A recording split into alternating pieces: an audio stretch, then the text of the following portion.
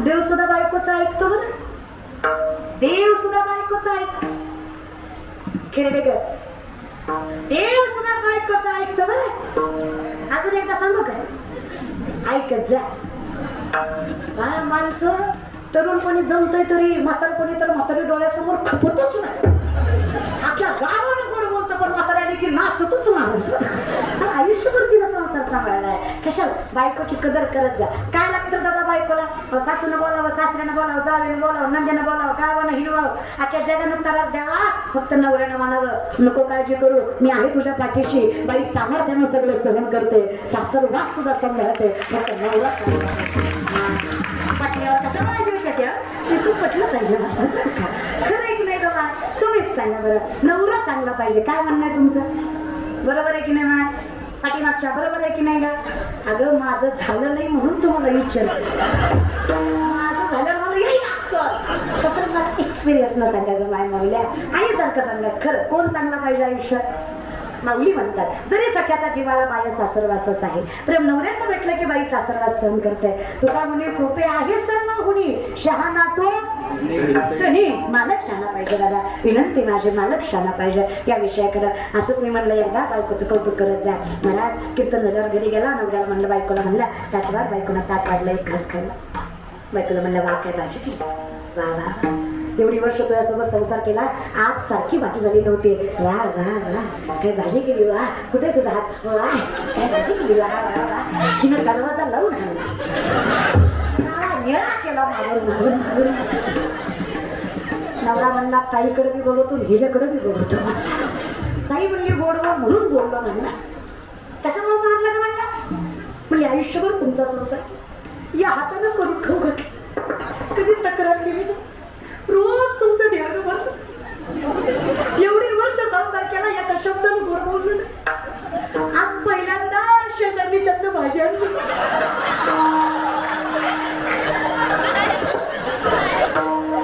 कळतं तुम्हाला संसार आहे हा.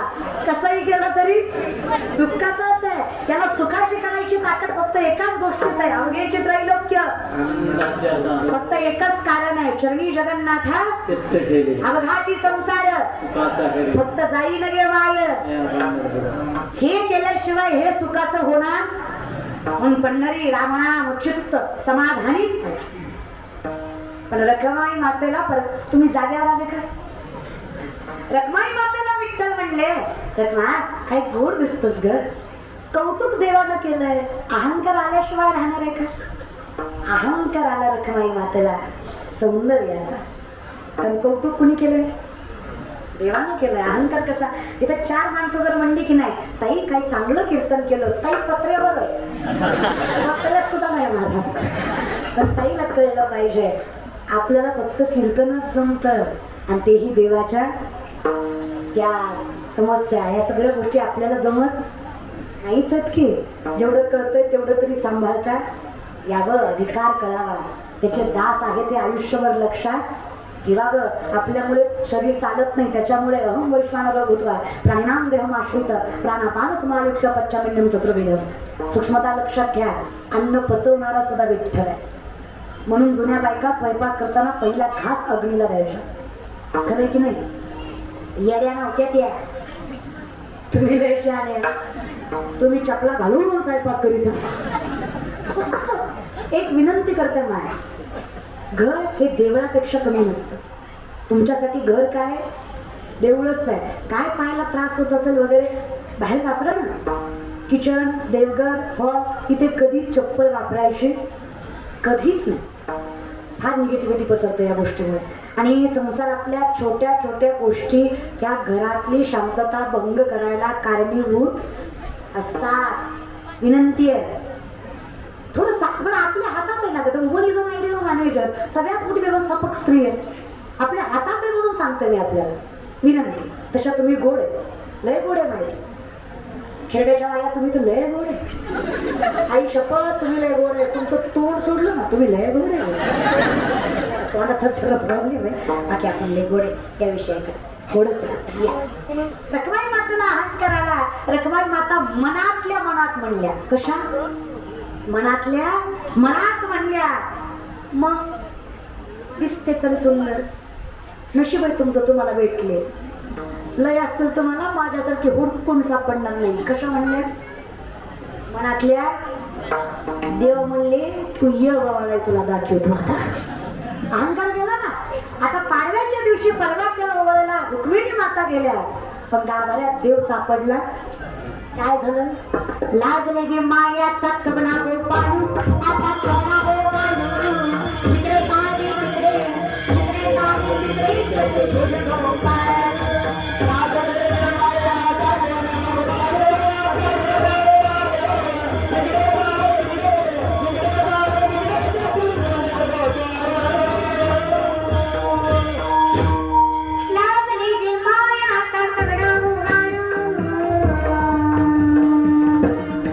जिकडे पाहावे तिकडे चतुर्भुज गोपाळ, जिकडे पाहावे तिकडे चतुर्भुज गोपाळ. काय सामर्थ्य बघा. जिकडे बघाल तिकडे माझाच नवरा, आता यातला माझा कुठला?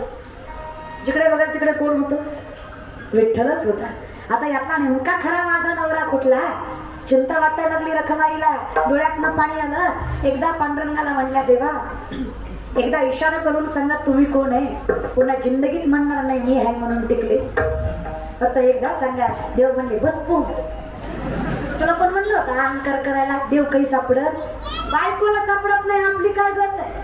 नामदेवराय आले तिथं. नामदेवराय म्हणले आई काळजी करू नका, कोपऱ्यातलं गावाला आपले जा बरं बाळा. रुक्मिणी माता म्हणल्या मी बायको असून मला देव सापडे ना. नामदेवरायावर कसा विश्वास ठेवावा? नामदेवराय म्हणले आम्ही त्याचे दास. वैजयंती माय कलासी वत्सलांचन, विष्णुदास नामायाने धार्यते गुणा, विष्णुदास नामायाने धार्यते गुणा. ब्रह्मऋषींनी मारलेले नाग भगवंताच्या डाव्या हृदयावर. त्या चरण कमलामुळे देव ओळखू यावा. नवे नवे आम्ही दास त्याच आहे. आम्हाला तो सापडल्याशिवाय राहत कारण आम्हाला ज्ञात आहे भरला घनदाट. देव सापडतोच जेव्हा व्यक्ती नम्र असेल, जेव्हा दासत्वाची भावना असेल, जेव्हा त्यागाची समृद्धी असेल. ज्यावेळेस कळतं की हे माझ्यामुळं, त्यावेळेस देव सापडतो. तुकोबा सांगतात माझ्या आयुष्यात मागणं एकच आहे, मी तुझ्या जवळ असावं आणि मी तुझ्या जवळ असावं याच्यासाठी मला ज्ञात आहे की मी तुझ्याकडं काय मागावं. मला हा संसाराचा भार नको विठ्ठला, घालून या भार राहिलो नको देवा. तुका म्हणे माझे तुम्हा तुका म्हणे घालू बाहू हा संसार, मला हा मुंगीसारखा भार नकोच आहे विठ्ठला. विनंती आहे माझी, माझं आयुष्य माझं मागणं एकमेव आहे. लहानपण ते का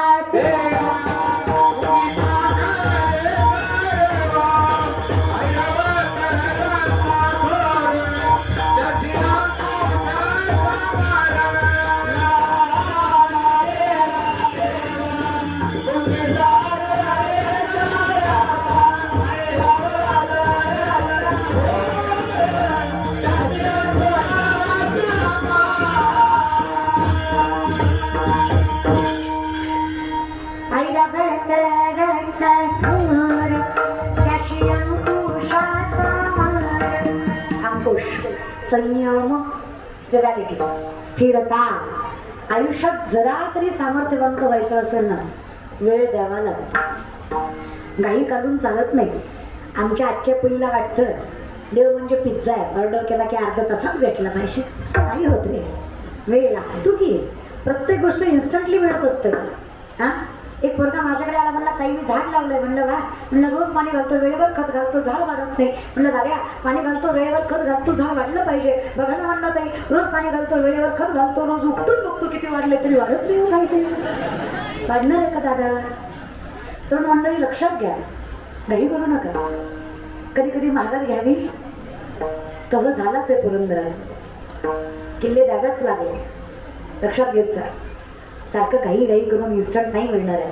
देव आहे तो. मन थोडी नवनीता पैसे घे अनंता, माया व्यर्थ कथा सांगली माया. तुका म्हणे नाही चालत तातडी, प्राप्त काळ घडी. वेळ आल्याशिवाय नाही जमत.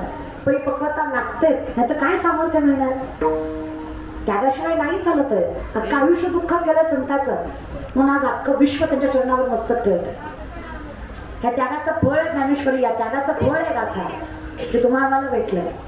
थोड्या सामर्थ्याने विचारते, पण आयुष्यात थोडं जरी सामर्थ्यवंत व्हायचं असेल ना तरी अंकुश, संयम. तुकोबारात ते सांगतात, ऐरावत घडवणं. ऐरावत म्हणजे घडवणं. एखादा रत्न घडवायचं असेल त्याला संयम लागतो, त्याला आगीतनं निघावंच लागतं. संकट आहेतच, घाबरायचं नाही. राजा हरिश्चंद्र सोन्याच्या सिंहासनावर बसायचा, सोन्याचा मुकुट घालायचा. विश्वामित्राने परीक्षा बघितली, बायकोला, तारा राणीला, कोरगा नारायण या तिघाला पायातल्या पायतानानिशी, अंगातल्या कपड्यानिशी राज्य सोडावं लागलं. इथे काशीच्या बाजारामध्ये स्वतःला विकायला उभा केलाय. बायकोला पहिलं गिराईक वेश्येचं लागलंय. ज्या बाईनं आयुष्यात कधी नवऱ्याच्या पलीकडे कुणाला पाहिलं नाही आणि संतांच्या सेवेच्या पलीकडे काही केलं नाही, एवढी सत्वशील असणारी तारा राणी, तिला गिराईक वेश्येचं लागलंय. देव परीक्षा घेतोच. अगं सीता आहे ती, तिला सुद्धा अग्नी परीक्षा द्यावीच लागली. बरं, सीतेचा वनवास कळला तरी जगाला. सगळ्यात वाईट अवस्था त्या उर्मिलेची होती. सीतेला कमीत कमी नवरा सोबत तरी. उर्मिला 14 वर्ष राजमहालात होती, पण नवऱ्याचा सहवास नाही म्हणजे खरा वनवास. उर्मिला का नेटकर, उर्मिला कोण, नशीब तेवढं तरी. लोकांना खरं ना कौतुक वाटतं मला. जर आपल्या वळच जरी धर्माकडं लोकांचं भलतं कौतुक आहे आपल्याला. जर आपापलं बघत जाय, आपण गुढीपाडवाच करायचा. आपण 31 डिसेंबरच्या अवलादी नाही आहेत. ज्यानं 31 डिसेंबरला पार्टी केली ना, या बहिणीची गॅरंटी दाद्या अजून 4 वर्ष तुला बायको भेटत नसते. आता बाकीच्या म्हणतात माझं झालंय, तुझी नीट नांदत नसते. कोणाशी म्हणतो मला येत पण बिलकुल नाही. आपलं चैत्र महिना गुढी, जिथून आमच्या आयुष्याला तत्व आहेत रे, त्या तिथी दशा आहेत. सामर्थ्याने पॉझिटिव्ह वाईब्स त्याच्यामध्ये. आम्हाला आमचं सोडून प्रत्येकाचं सगळं आवडतं. आम्ही लोकांच्या मंदिरात जाताना आदर ठेवतो, पण स्वतःच्या मंदिरात जाताना कधी गेला गुरुद्वारात तर मस्तकाला बांधावंच लागतं. बांधतो का नाही, कुठल्याही धर्माचा जाऊ द्या, मस्तकाला बांधावं, त्याशिवाय गुरुद्वारात सोडत. आमच्या मंदिरात पण काहीतरी नियम पाहिजे का नाही. बोलल्यावर झोमतं आमच्या पोरापोरींना. आमच्या मंदिरात भक्त कमी कपल जास्त आहे. तू येते कोण, मी येतो, ही कोण भेटू महादेवाच्या मंदिरात. महादेवाच्या त्याला उघडला ना दुसऱ्या डोळा म्हणजे कळून तुला पात्रता काय असते. वेड्यासारखा वागत जाऊ नका उगाच. देव धर्म तरी नीट करा, बाकी जिंदगी चालली जाणार शिंत शिंत शिनाशी. आणि विनंती पोरींनो, आपण जिजाऊच्या लेखी आहेत, आपल्याला संस्कार तिचे आहेत. आपण सीता ऐकणाऱ्या, रुक्मिणी ऐकणाऱ्या पोरी आहेत. आपण जनाई मुक्ताई ऐकणाऱ्या पोरीत, आपण आनंदीबाई जोशी ऐकणाऱ्या पोरी आहेत. आपल्यात लवज ह्या सारखी फालतू गोष्ट नसली पाहिजे. आपण सामर्थ्याने आपल्या धर्माचा विचार केलाच पाहिजे. धर्माचे पालन करणे, विचारणा करणे काम, बीज वाढवावे नाम. जागरूकता असू द्या स्वतःविषयी जरा. गाव आपलं, माती आपली, तालुका आपला, जिल्हा आपला, राज्य आपलं, परंपरा आपली, ज्ञान आपलं. इथं वर्चस्व सुद्धा आपलंच पाहिजे. स्वाभिमान असलाच पाहिजे, अभिमान नसला पाहिजे. स्वाभिमान काय घाण टाकतं काय. तुकोबाराय म्हणले, भले तरी देऊ कासेची लंगोटी, पण नाथाळाच्या माती आमोकाठी. आणि आमच्याशी प्रेमाने वागलात तर अंगचं धोतर सोडून तुमची लाज राखू. आमच्या नादी लागलात ना, जेव्हा कधी दांडावर करून धोत्राची ताकद दाखव. काही शार्पटले मिळपटलेलं समजतं वय. गण लावतो मला घालतो म्हणजे काय मूर्ख आहे रे. दुनियादारी कळत नाही. नम्रता शिकवतात संत, पण स्वाभिमान आम्ही दैवाचे राजाची कांता. धन्य आम्ही जन्मालो, दास विठोबाचे झालं. कौतुक आहे ना आम्हाला आमचं. काळाचेही काळ वडिलाला विठ्ठलाचे. सामर्थ्य आहे ना तेवढं. आपलं विसरत जाऊ नका रे. विनंती माझी, कपाळाला गंध, गळ्यात तुळशीची माळ, धर्म देव समजा रे आपल्याला. लय अवघड झालंय आमचं. पवित्र ते कुळ पावन सुदेश.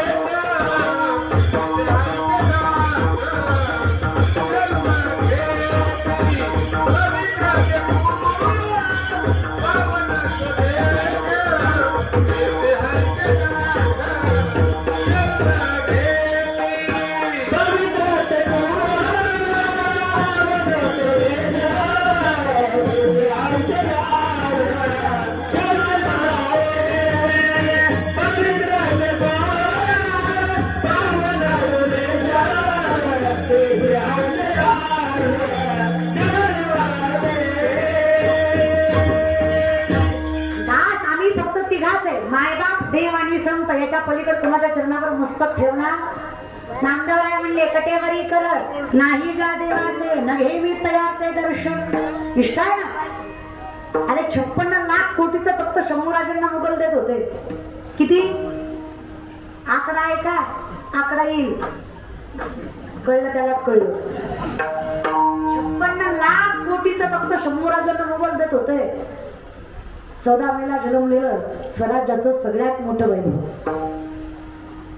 तो पुरंदर किल्ला काय सामर्थ्याने पावन झाला असेल जेव्हा शंभूराजाचे चरण त्या किल्ल्याला लागले असते.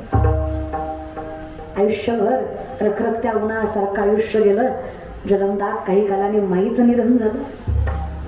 ज्या माईनं सख्या माईसारखं प्रेम केलं त्याच सोयराबाईनं पुन्हा त्या राज्याच्या सुखासाठी स्वतःच्या पोटच्या लेकरासारख्या शंभूराजांना बंदी करायचा आदेश दिला. सामर्थ्य लक्षात घ्या. विभीषण काय आणि शंभूराजांचा इतिहास काय. आपल्या माणसांनी दगा दिला की धर्माला कलंक लागतोच, हो की नाही? आपल्याच माणसांनी मातेशी गद्दारी केली. जसं आता कुणीतरी 500,000वर मतदान केलं तसं त्यांच्याही काळात कुणीतरी 4-5 जमिनीच्या तुकड्यासाठी मुघलांना सामील झाले. नाहीतर विचार करा, शंभूराजासारखं रत्न मुघलांच्या हाती लागलं असतं. शिवरायांच्या निधनानंतर औरंगजेबाला वाटलं इनका तो मसीहा गया इनको कौन वाली है. कुछ दिन की बात है दक्कन पैरों के नीचे होगा. कुछ दिन की बात है दक्कन पैरों के नीचे होगा. बहुत गुरूर किया इन्होंने हम पर. अब देखते हैं मसल देंगे पैरों के नीचे. अब समझ आएगा इनको क्या ताकत है इन मुगलों की. स्वप्न बघतोय औरंगजेब. अरे सत्ताधीश असणारा सैन्यबळ, घोडदळ, पायदळ, खजिना, सामर्थ्य नसलेला औरंगजेब 1-2 दिवस नाही, 1-2 महिने नाही, 1-2 वर्ष नाही, शंभूराजांशी 9 वर्ष लढत होता.